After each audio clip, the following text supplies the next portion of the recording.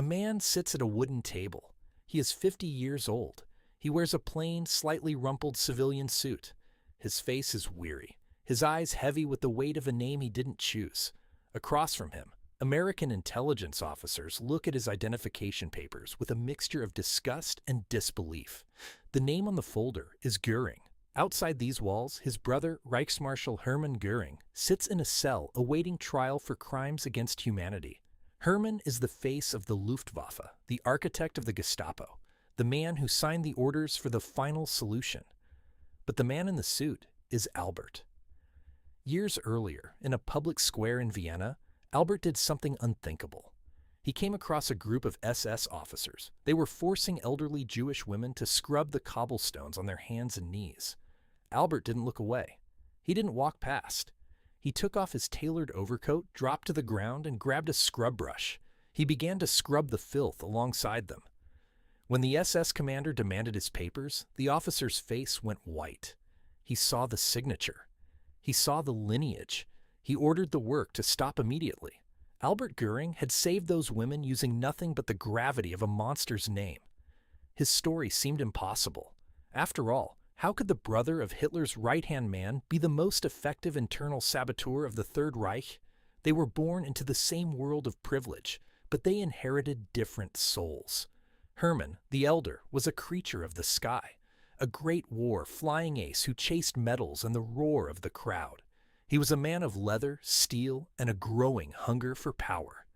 Then there was Albert, 5 years younger, slender, and melancholically handsome. While Hermann studied the mechanics of war, Albert studied the arts. He was a filmmaker. He loved the opera. He preferred the company of intellectuals and Jews in the coffee houses of Vienna to the beer halls of Munich. The rift wasn't just personality, it was ideological. In 1933, as Adolf Hitler took the chancellery, Hermann stood at his right hand, draping himself in medals and stolen art. Albert watched from the sidelines in disgust. He didn't just disagree, he retreated. He moved to Austria, hoping to put a border between himself and the rising shadow of his brother's ambition. In Vienna, Albert became a socialite with a dangerous hobby, helping those the Reich had marked for cleansing.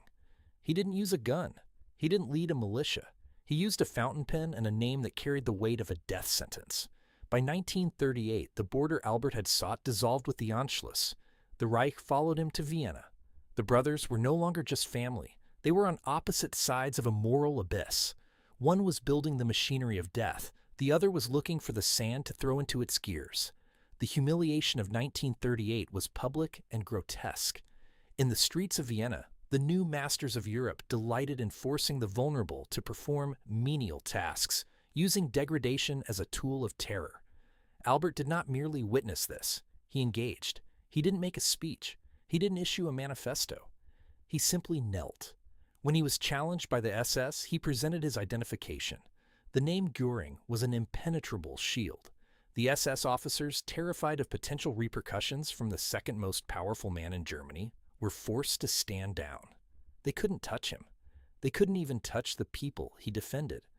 It was a tactic he refined into a weapon. Albert began to operate as a one-man underground railway.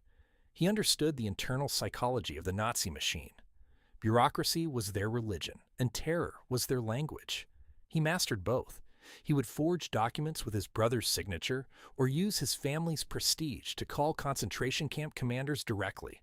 He didn't ask for favors. He issued official requests for the transfer of prisoners. The list. He kept a running ledger of names, individuals marked for the camps. The signature. He appended his surname to his requests, a psychological ploy that played on the fear of crossing the Reichsmarschall. The commanders, trembling at the thought of a mistake that could reach Berlin, processed his releases without question. Albert became a ghost in the system.